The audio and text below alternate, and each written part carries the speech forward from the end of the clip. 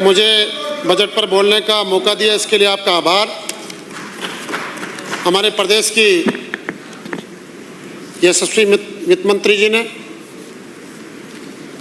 राजस्थान का जो ऐतिहासिक बजट दिया, उसके लिए हम उनका धन्यवाद करते हैं। माननीय सभापति महोदय, ये बजट केवल कोई कागज का दस्तावेज नहीं है। ये बजट पूरे प्रदेश की 8 करोड़ जनता के विश्वास का दस्तावेज है। ये विश्वास है युवाओं का, विश्वास है किसानों का और विश्वास है आम आदमी का। यह बजट गांव, किसान, युवा और आम परिवार के सपनों को साकार करने की दिशा में एक महत्वपूर्ण कदम है। तो मैं माननीय मुख्यमंत्री जी को भी इस सदन के माध्यम से धन्यवाद देना चाहता हूं। माननीय सभापति महोदय, जब वित्त मंत्री जी बजट को पढ़ रही थी, हम देख रहे थे काफी समय निकल गया, विपक्ष का कोई साथी नहीं बोला, वो चुपचाप बजट को सुनते रहे। मैंने भी ये सोचा कि आखिर क्या बात हुई, बार बार इनको टोकने की आदत है।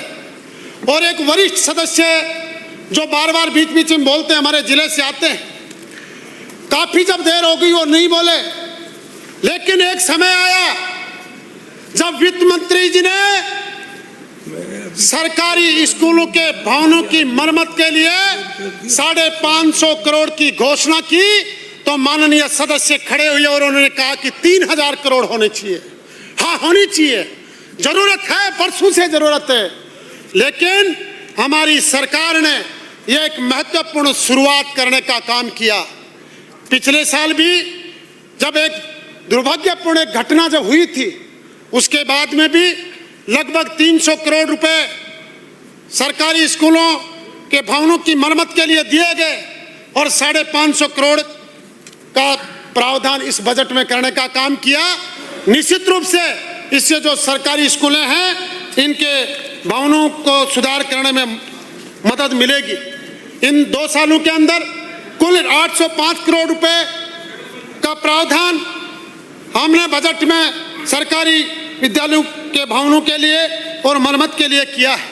अच्छा तो यह होता कि आज जो पूर्व शिक्षा मंत्री थे, बोल रहे थे, वो सदन को बताते, सदन के माध्यम से प्रदेश की जनता को बताते कि पिछले 5 साल में उन्होंने कितने नए भवनों को, जो सरकारी शिक्षा के नए भवन बनाने का काम किया, सरकारी स्कूलों के भवनों की मरम्मत, कितने विद्यालयों की मरम्मत करने का काम किया। अगर वो सूची पटल पे रखते तो एक संदेश जाता। लेकिन सिर्फ राजनीति करने का, इनका सिर्फ हल्की राजनीति करने का एक ये माध्यम बनाया है। 1 रुपए का काम इन्होंने सरकारी विद्यालयों के भवनों की मरम्मत के लिए और एक नए भवन का निर्माण इन्होंने पिछले 5 साल में नहीं किया। माननीय सभापति महोदय, मैं आपको बताना चाहता हूं, थोड़े दिनों पहले मैं क्षेत्र में एक गांव में कार्यक्रम में गया। नई पंचायत बनी, गांव वालों ने स्वागत का कार्यक्रम रखा, स्कूल के पास में ही कार्यक्रम था। कार्यक्रम खत्म हो गया। उसके बाद में स्कूल के अध्यापक बाहर आए और उन्होंने कहा, एक बार आप स्कूल में चलिए। उन्होंने कहा, हम पिछले कई सालों से मांग कर रहे हैं, हमारे 7 कमरे जर्जर स्थिति में हैं, वहां पे बच्चे बैठ नहीं सकते।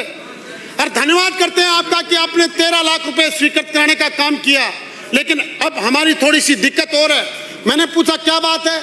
उन्होंने कहा कि आप अपने विधायक कोटे से 5-6 लाख रुपए और दे दोगे तो ये 7 कमरे इसमें मरम्मत हो जाएंगे और अच्छी तरीके से तैयार हो जाएगी, आरसीसी पड़ जाएगी। यह माननीय मुख्यमंत्री जी द्वारा सरकारी विद्यालयों के लिए किए जा रहे कार्यों की एक छोटी सी वानगी है। ये लोग, विपक्ष के लोग, सिर्फ सियासत के नाम पर यहाँ पे आरोप लगाते हैं, सिर्फ आलोचना करने के नाम पर मिथ्या तथ्य यहाँ पे रखते हैं, क्योंकि इनको तकलीफ समस्याओं से नहीं है। आज जो सरकार समस्याओं का समाधान कर रही है, उससे विपक्ष के साथियों को तकलीफ है। और मैं 2 लाइनों के माध्यम से कहना चाहता हूं कि जिन्हें आदत थी अंधेरों में सियासत करने की, जिन्हें माननीय हरीश जी भाई साहब, जिन्हें आदत थी अंधेरों में सियासत करने की, उन्हें रोशनी का हर दिया खटकने लगा है। इसलिए ये लोग ऐसी बातों पर बार बार बीच में बोलने का काम करते हैं। विपक्ष के वरिष्ठ साथी कह रहे थे किसानों के लिए क्या किया। मैं ये कहना चाहता हूं बड़ी जिम्मेदारी के साथ सदन में, आपने पिछले 5 साल में सरकार ने किसानों की कर्ज माफी का बड़ा वादा किया था, लेकिन क्या कर्ज माफी हुई? किसानों के लिए अगर एक योजना आपने पिछले 5 साल में लाए हो तो मुझे बता दें, मैं इस सदन में कह रहा हूं, किसानों के लिए, किसानों की समृद्धि के लिए हमारी सरकार ने वर्तमान में मुख्यमंत्री किसान सम्मान निधि शुरू करने का काम किया। जो माननीय प्रधानमंत्री जी 6,000 रुपए पीएम की किसान सम्मान योजना के अंदर दे रहे थे, हमने अलग से मुख्यमंत्री किसान सम्मान निधि योजना लाने का काम किया और 3,000 रुपए वर्तमान में दे रहे हैं। और इस पूरे कार्यकाल में किसान सम्मान निधि के तहत 6,000 रुपए राज्य सरकार किसानों को देने का काम करेगी।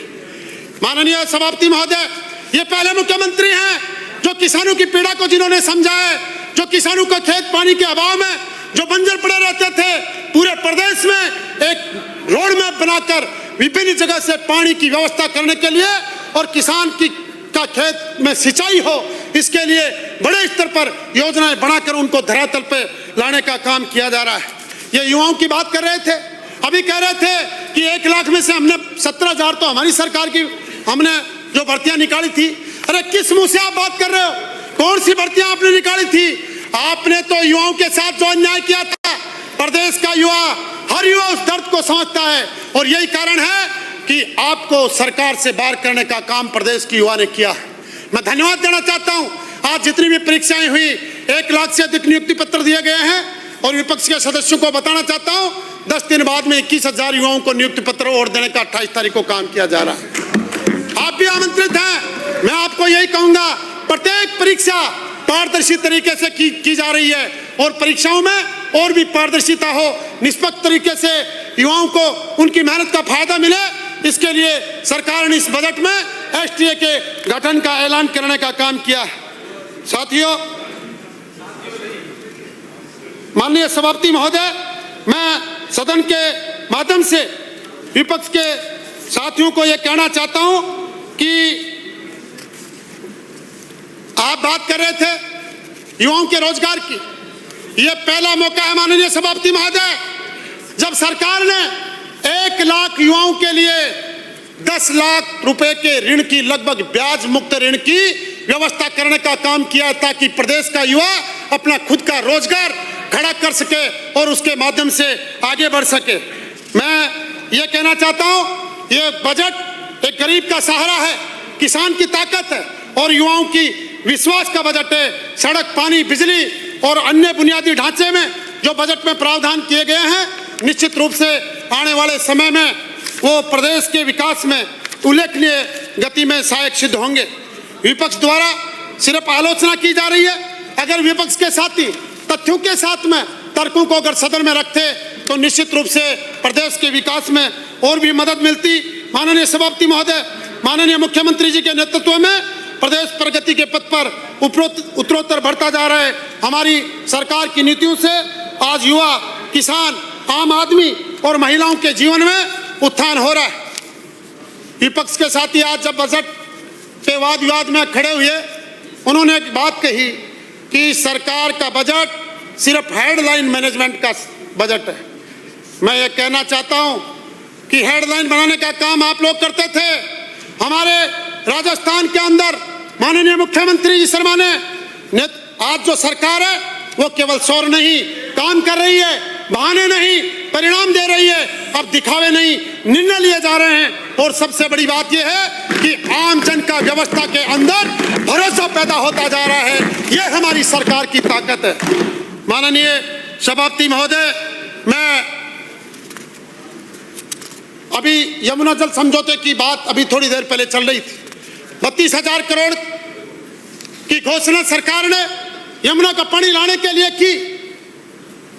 ये लोग अभी आरोप लगा रहे थे कि 1 बूंद पानी की नहीं आएगी। मैं माननीय मुख्यमंत्री जी को धन्यवाद देना चाहता हूं कि आपने इस दिशा में महत्वपूर्ण कदम उठाने का काम किया है। हमें पता है कि बड़ी योजनाओं के क्रियान्वयन में थोड़ा समय लगता है, लेकिन आपने जो शुरुआत की है इसके लिए हम सदन के माध्यम से आपको धन्यवाद करना चाहते हैं। और दो लाइनें आपके लिए और विपक्ष के लिए भी कहना चाहते हैं कि मंजिल मिल ही जाएगी, जरा रुककर ही सही, मंजिल मिल ही जाएगी, जरा रुककर ही सही। अरे आप तो वो गुमराह मुसाफिर हैं जो कभी घर से निकले ही नहीं। अंत में माननीय सभापति में 1 मिनट में मैं इसको माननीय मैं अंत में यही कहूंगा कि आज जो प्रदेश है, प्रदेश में जो सरकार है एक मजबूत संकल्प के साथ संकल्प को सिद्धि तक पहुंचाने के लिए काम कर रही है। 2 लाइनों के साथ में मेरी वाणी को विराम दूंगा कि आत्मविश्वासी हुए युवा अब हंसता हुआ किसान है, रोजगार के खुले द्वार, ये बढ़ता राजस्थान है, ये बढ़ता राजस्थान। अर्जुन जी बामणिया। सभापति जी 10 मिनट दियो करे।